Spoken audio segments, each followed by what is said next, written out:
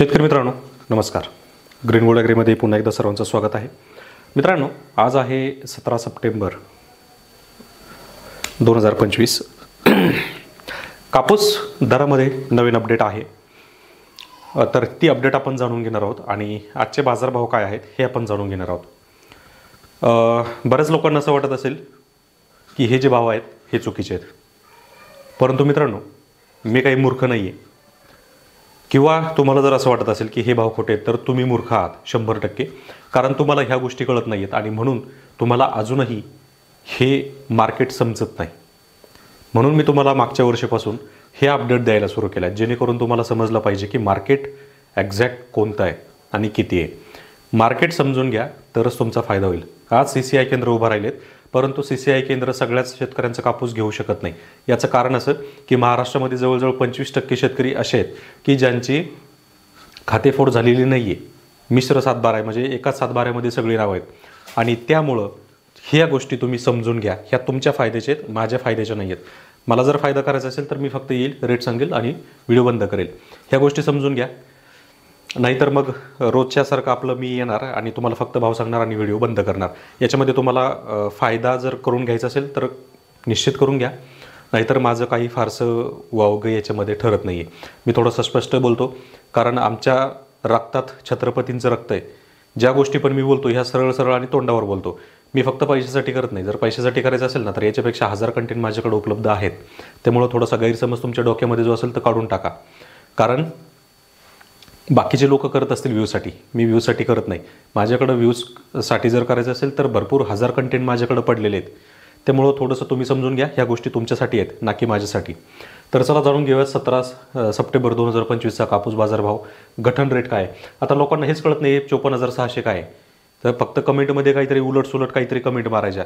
मित्रांनो तुम्हाला जर कळत नसेल तर कमेंटमध्ये विचारा काय आहे. उगाच कुठंतरी फालतूपणा करून कमेंट टाकायचं नाहीत, कारण प्रत्येक कमेंटला उत्तर हे मला देता येतं. त्यामुळं तुम्ही पहा आणि समजून घ्या. समजत नसेल तर विचारा, समजून मी 100% सांगू शकतो. परंतु जर कोणीतरी उगाच दुसऱ्या गोष्टीकडे जात असेल तर त्या गोष्टीकडे मला पण जाता येतं. 29 mm म्हणजे कोणता कापूस? जो रेग्युलर धागा आहे तो धागा, म्हणजे जो आपल्याकडं महाराष्ट्रामध्ये 90% घेतला जातो तो. याच्यामध्ये कोणतेही वेगळे प्रकार येत नाहीत. जो कमी धागा आहे तोच थोडक्यात आपल्याकडं तो कमी धागा नसतो. तो पंजाब, हरियाणा, राजस्थान या राज्यांमध्ये असतो. आपल्याकडं 2च धागे मिळतात, एक मध्यम धागा आणि दुसरा लांब धागा. लांब धाग्यामध्ये फक्त 30 mm आणि मध्यम धाग्यामध्ये 29 mm. तर 29 mmचा जो गठन रेट आहे, गठन रेट म्हणजे जी मोठी गाठ आहे ती 170 किलोची ती असते गठन. तर त्या गठनचा रेट आहे 54,600 रुपये आणि त्याच गठनाच्या रेटवर हा लोकल बाजारभाव ठरतो. लोकल बाजारभाव किती आहे? 7,200 ते 7,800 रुपये आणि MSP किती आहे? तर 7,751 रुपये, म्हणजे 550 रुपये दर कमी आहे लोकल मार्केटमध्ये. ह्या गोष्टी समजत नसलेल्या आहे तर आणखी परत एकदा मला कमेंट करून सांगा. 30 mm मध्ये काय? 29 mm पेक्षा 1 mm लांब धागा, परंतु तो लांब धाग्यामध्ये बुडतो. 30 mm किंवा 30 mm पेक्षा जास्त.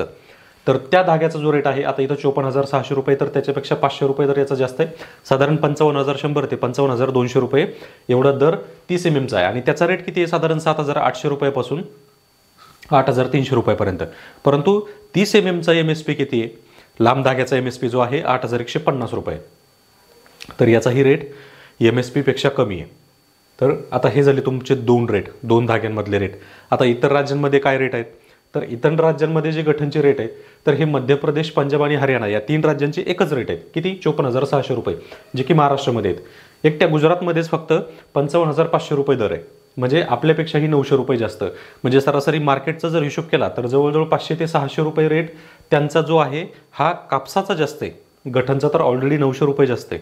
म्हणजे समजून घ्या, जर आपल्याकडं 7,300 7,400 आहे तर तिकडं 7,800 7,900 एवढा दर आहे. आणि म्हणून आपल्याकडं महाराष्ट्रामध्ये गाड्या भरतात आणि गुजरातला जातात.